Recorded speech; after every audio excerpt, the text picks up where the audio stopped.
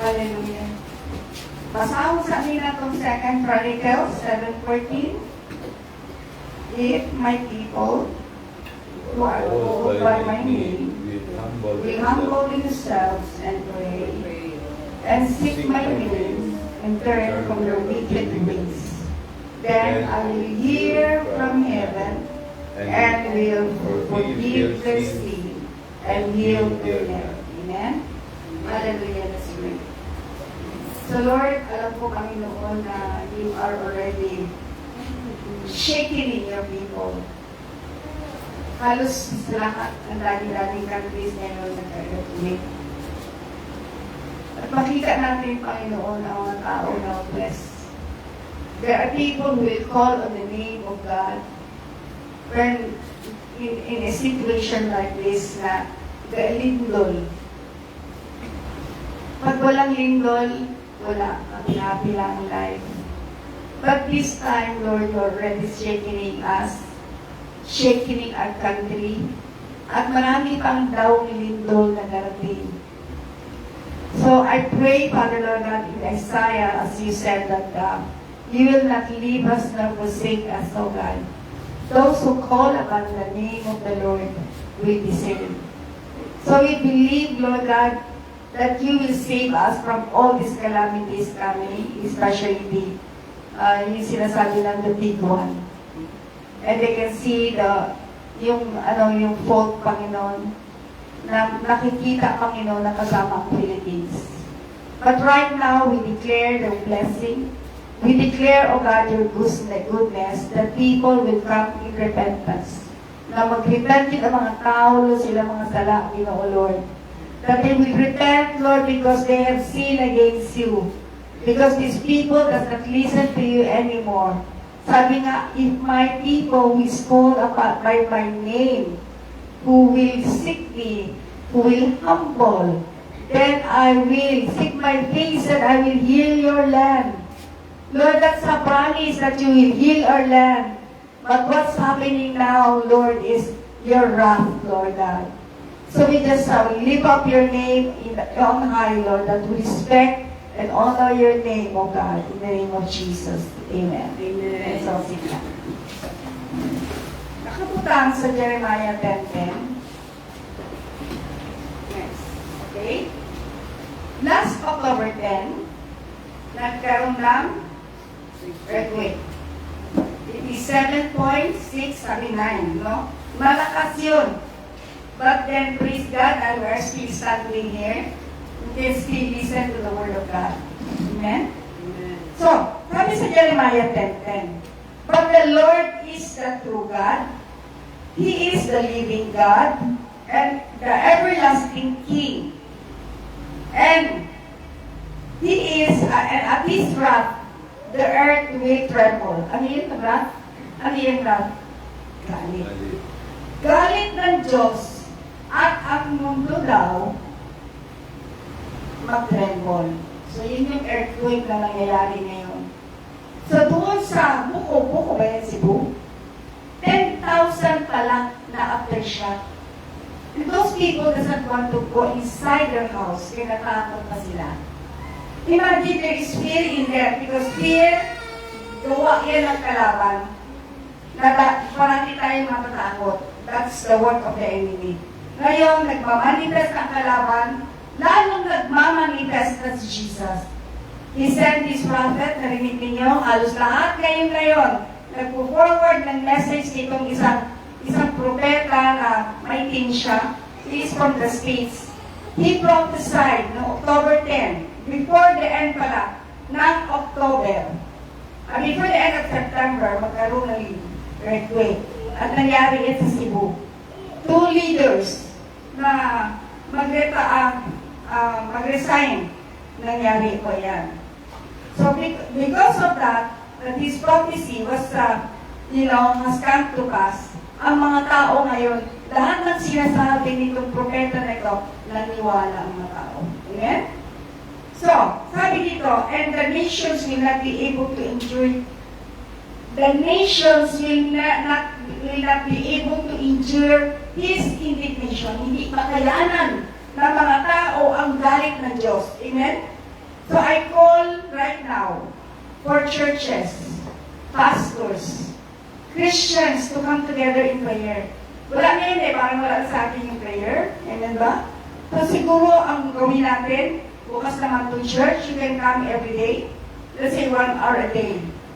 Kahit anong oras, punta ka dito at magdasal. Hingi ng tawad sa Diyos. Hihingi tayo ng tawad, galit na ang Diyos. Sabi dito sa Jeremiah 10:10, the nations will not be able to endure His indignation. Hindi na kayanan natin ang galit ng Diyos sa atin. Amen? So, importante, sa Bisaya ka mo, basol ka sa itong mga sala. Kung ano yung mga kasalanan natin, binibigyan mo lang walang, hindi nyo binibigyan ang halaga, ang Panginoon natin, na siya number 1 sa buhay natin. Sabi nga, sabi nga nitong propeta, sabi nga, God said, I love the Philippines, but they are full of idolatries and witchcraft. Idolatry, sabi niya talaga kung sino ang sinasamba. Na hindi yung Diyos ang sinasamba niya. Amen? Kailangan nagtindihan natin yan kasi ngayon, sabi nga, wala tayong pasok sa 13 until 17. Alam niyo ba yan?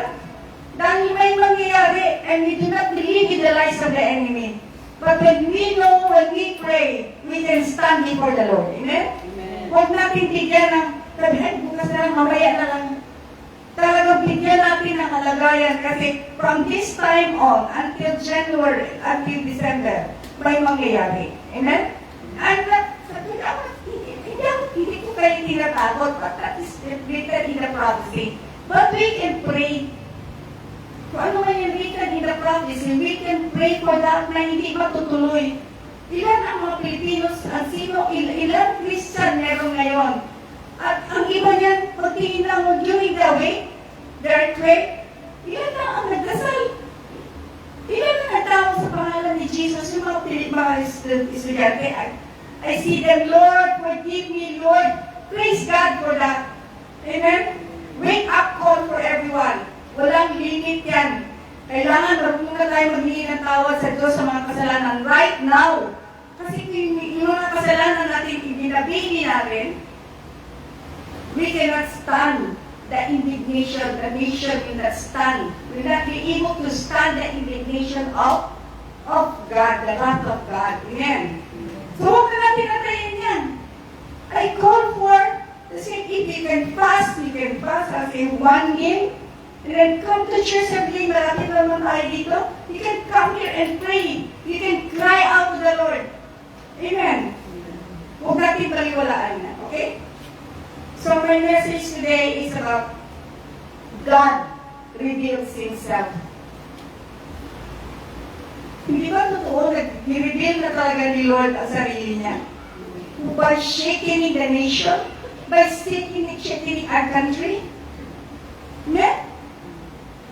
I just want to open up na itong isang leader natin dito. Sinabi ba naman niya, kami ay apoy na hindi na susunog. Because, parang siyang, I keep on telling that because masama sa loob ko. Amen? Hindi na susunog yan ng Diyos eh. It's a burning bush. Consuming fire. Ay, yung burning bush. Hindi na susunog ang Diyos. Sino siya? Kaya nagalit ang Diyos. Bakit wala na lang? Because they are in power. It's time for us to preach yung talagang hard preaching. Hindi na pwede yung baby. Amen? Lalo na itong ating bite. Lalo na itong ating leader. Kami lang siya ni, ba't lang ng tao yan? Tapos sinasamba natin, ayun sabi ng negro, idolatry. What is idolatry? Sinasamba. Kung mag-preach ako dito na love of God, ang mga tao malilula lang yan sa kanila. Bakit? Eh, sige lang, God will forgive me eh.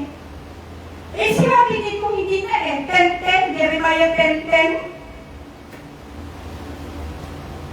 Kaya nyo? Kaya pa ninyo?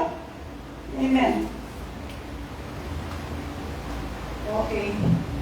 Sa Exodus 3:13-15, tinakita talaga ni God kung sino siya. Through Moses. God sent His Son only, and He sent Moses for the people of Israel. Amen. At sinabi niya doon, sabihin ko sa inyo sa Exodus 3:13-15, sabi niya dito, sabihin mo sa kanila that I am. Sa Tagalog pa, ako, that I am, that ako yun. That I am, he cleared it out na I am God, who is the God of Abraham, Moses, and Isaac. Amen?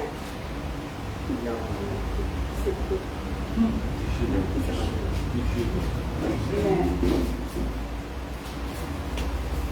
Sabi niya, that is my name forever. Hindi nagbabago ang pangalan. Josh. Hindi nagbabago ang pangalan niya. Hallelujah. So, God is revealing Himself to Moses.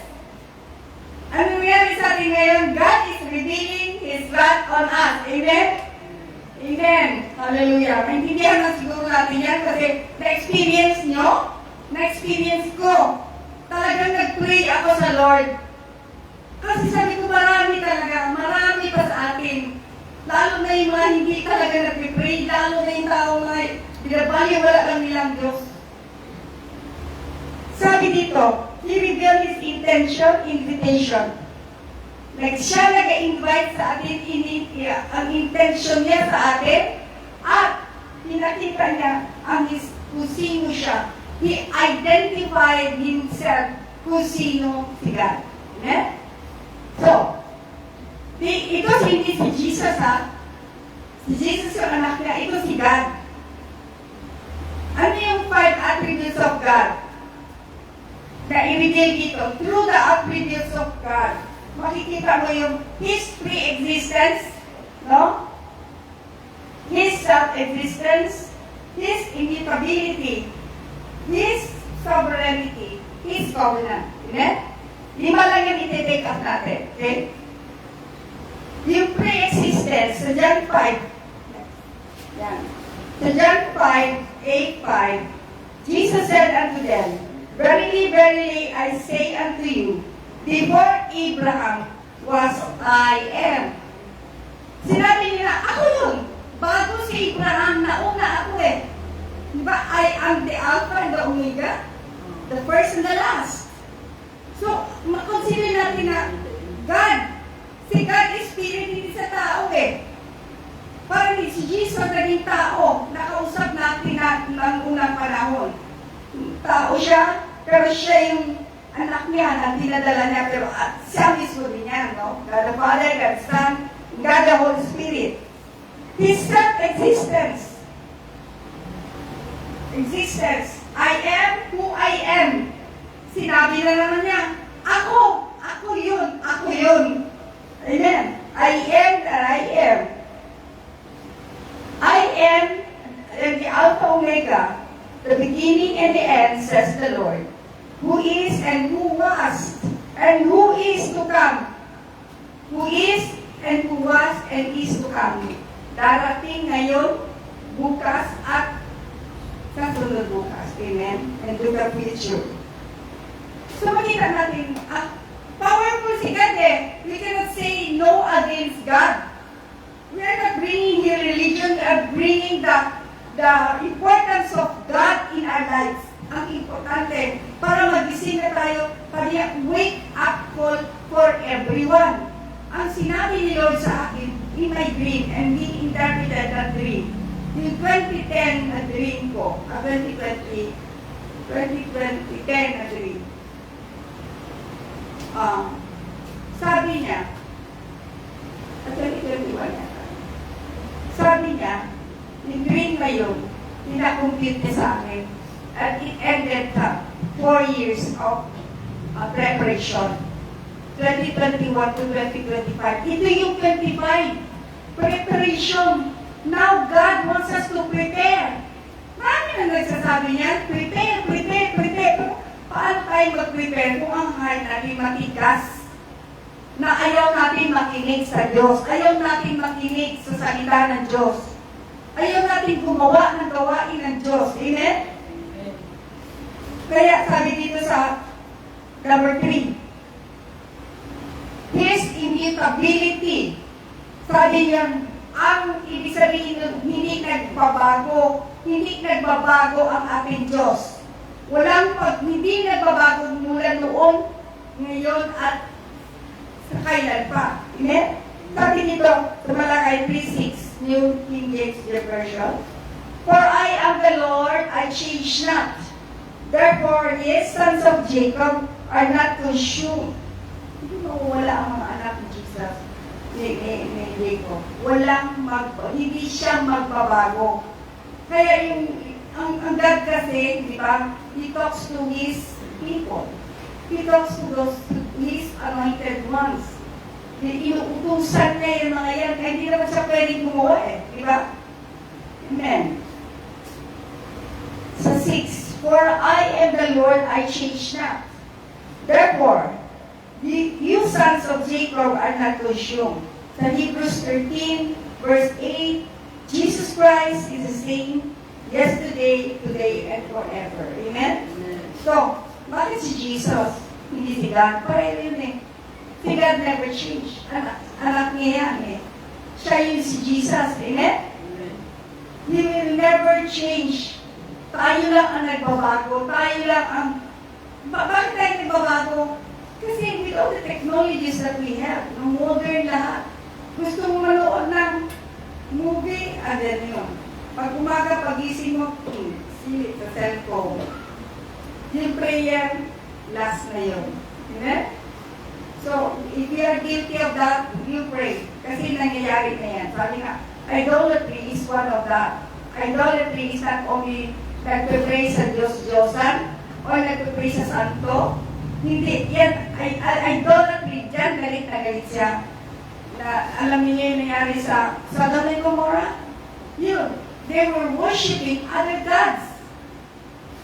Kailangan open na tayo dito, malaman nila na kahit na ano ka Kristiyano mo, pag nag-idolize ka pa rin ng mga santo-santo, at hindi si Jesus or si God ang pinipray mo, inuna mo yung sinusake yan. Galit si Lord niya. Ayaw niya yan. Kaya precisely, ang mga tao, matigas sa ulo, ayaw makinig. Kasi born again. But born again is not religion. Born again is a relationship. A new person. Change to the Word of God. We are saved because of God. We have changed because we receive Christ in our lives.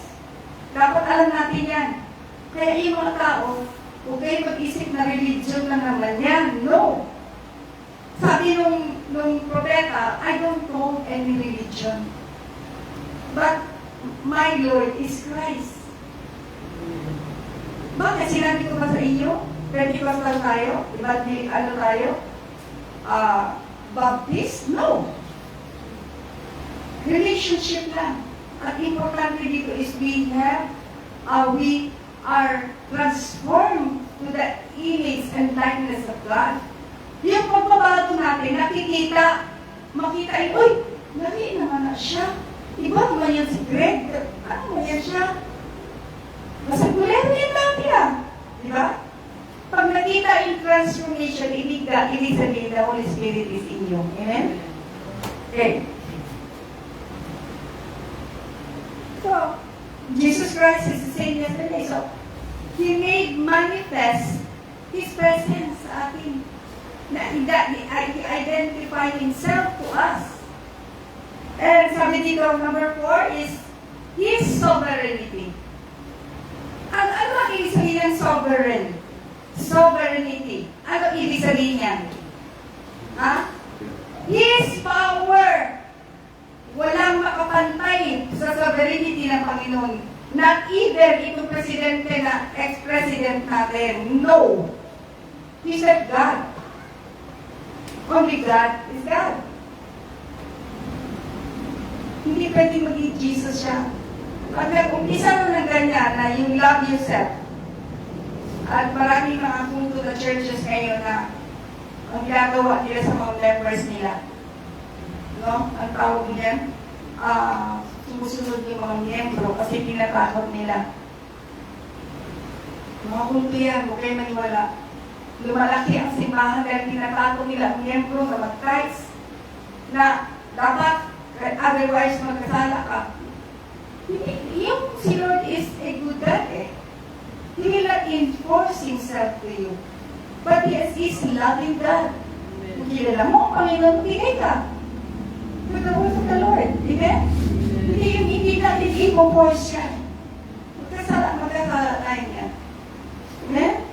Kasi kung kilala mo ang Diyos, you will never, you will not steal or you will not cheat God. Amen? He is all-powerful. Daniel 4, verse 35. All the inhabitants of the earth are reputed as nothing. He does according to His will in the army of heaven. And among the inhabitants of the earth, no one can restrain his hand or say to him, what have you done? Walang makakasabi niya sa Diyos. Pwede ba tayong sabihan? Ano nagawa mo? And during the time, I gave you this. I gave you power. I gave you blessings, money. Anong ginawa mo? Yun ang itatanong ni Lord sa atin.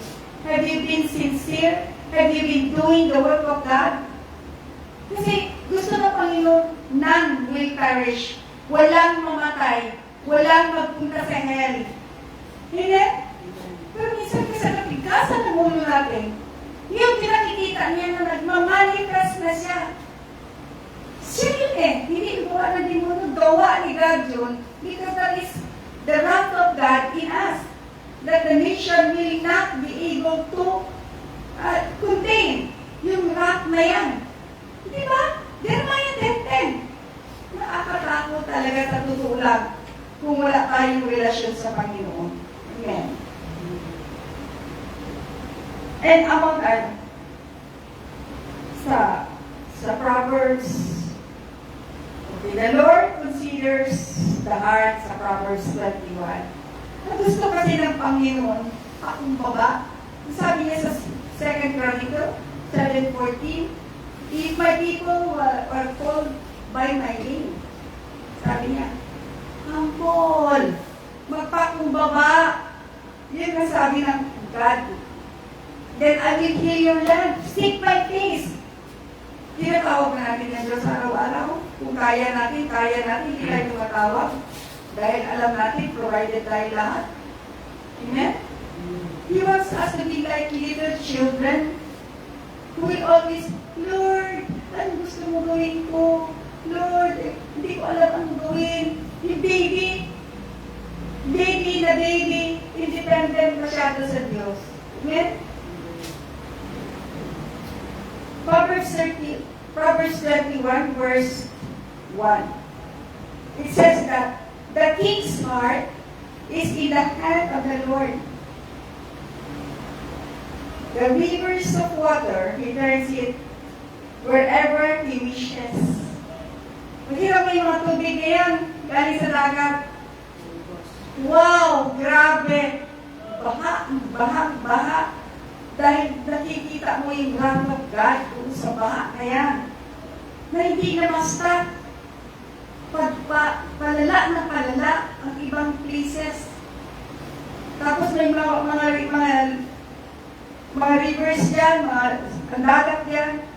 Pag nakita nila, takot ng mga tao yung mawala ng tubig. Kasi tsunami na yan. Sa Cebu, makita nila yung mga tao doon. Hindi na bumabalik sa bahay na they were afraid. And that is the time that people should preach the word to them. Diba? Hindi preach the gospel sa kanila. Lahat kung hindi nakakilala sa Diyos.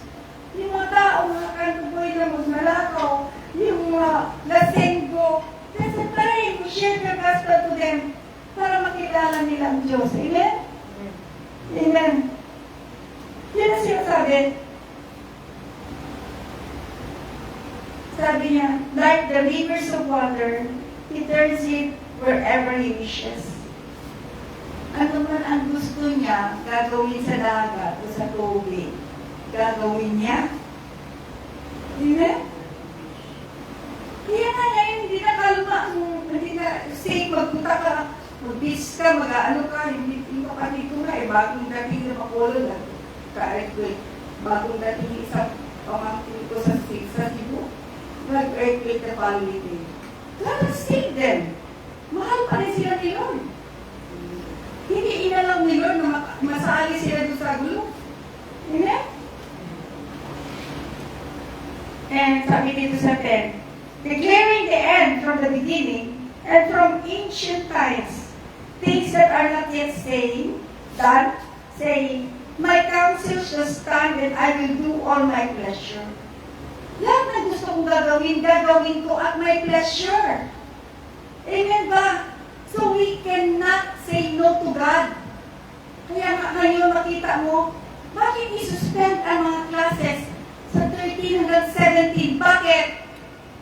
Nakikita nila sa fault line. Nakikita nila may mangyayari. At saan tayo pag mangyari yan? If we are not prepared. Amen? Hindi yung pinatato.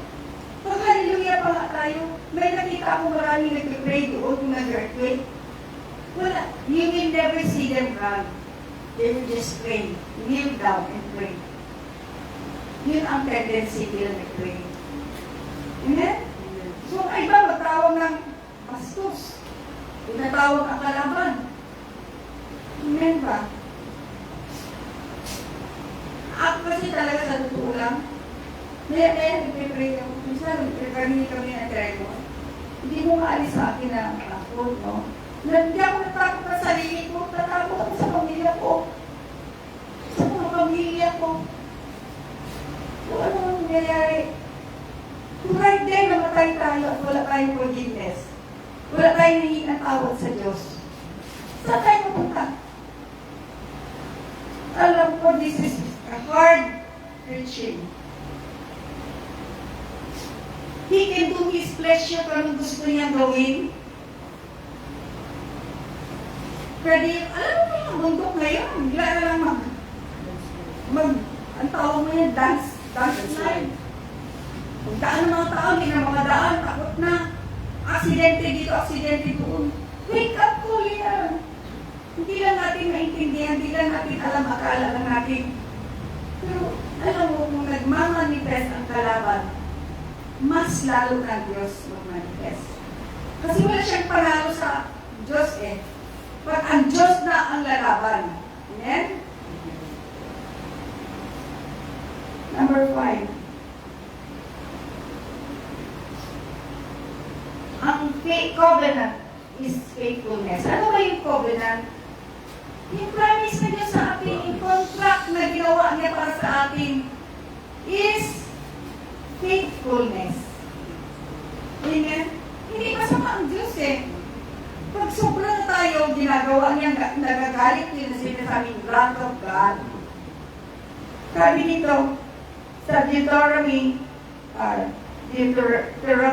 7 verse 9. Therefore, know that the Lord your God, He is God, and faithful God, who keeps covenant and mercy for 1,000 generations with those who love Him and keep His commandments.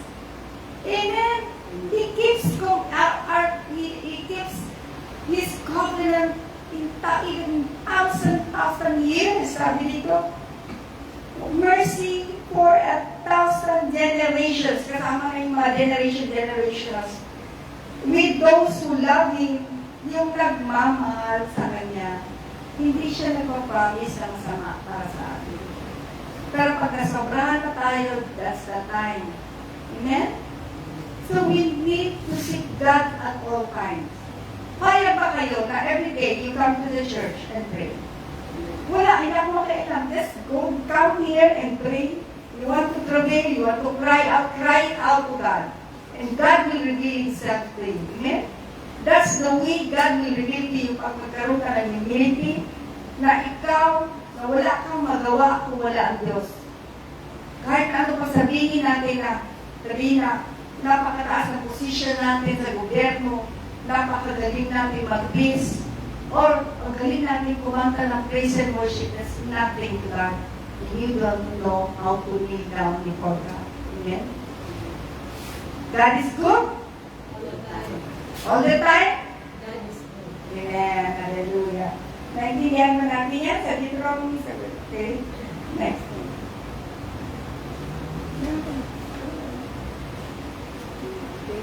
So, let's all stand.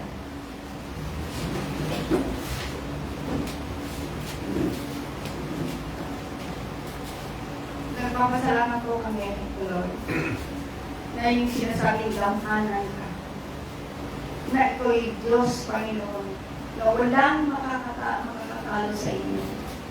Now, we are manifesting, Lord, your presence. Manifesting your wrath unto the people, O God. Sabi nga ni sa propeta, I love the Philippines. Lord, yes, the Filipinos are prayerful. Lord, ibalik po, Panginoon, sa mga anak niyo, Panginoon, nakakilala sa inyo. That already have transformed life, I pray, Father, Lord God. Na Lord, lumapit sila ulit sa inyo, kung nagkasala man sila. That they will ask forgiveness to you, Father, because you are true to your covenant, Lord. Alam ko, Lord, na that you will keep your covenant to 1,000 generations as long as we remain faithful unto you, Father, Lord God. Sabi nga, call unto me and I'll answer thee and I'll show you mighty things that we do not know. Lord, I pray, O God, that you guard our hearts, Lord, na ikaw lamang ang aming tatawagin, O God. Ikaw lang po ang aming Diyos in the name of Jesus. We bless you. We honor you, Lord God. Amen. Let's have our communion. Kanta mo na.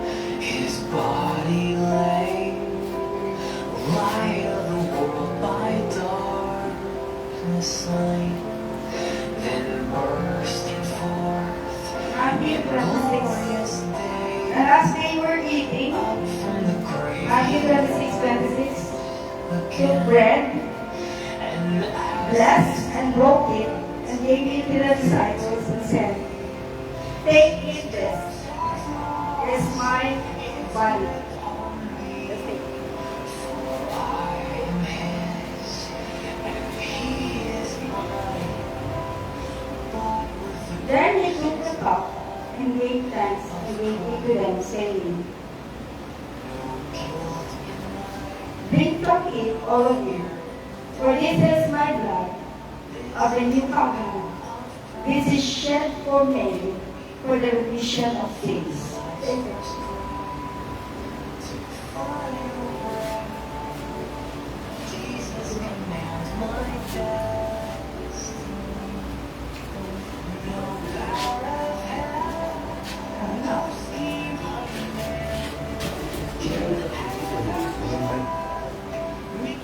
Hindi pa nag-feeling.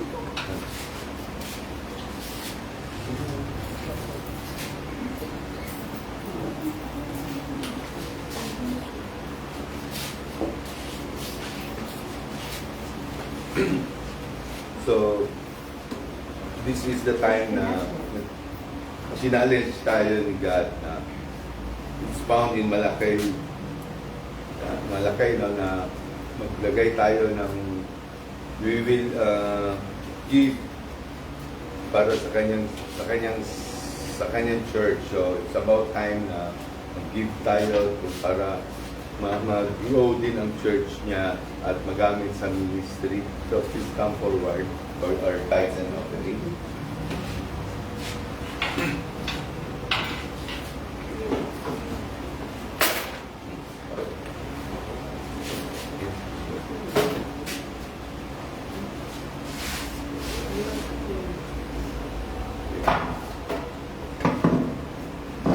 Let's pray. Heavenly Father, Lord God, so please accept this tithes and offering, Lord, na nasa harap namin ngayon, Lord. Kusang loob namin binibigay para sa iyong ministry. Bless us more, Lord, para mas marami pa yung ibigay namin sa iyong store. In Jesus' name we pray. Amen. Amen.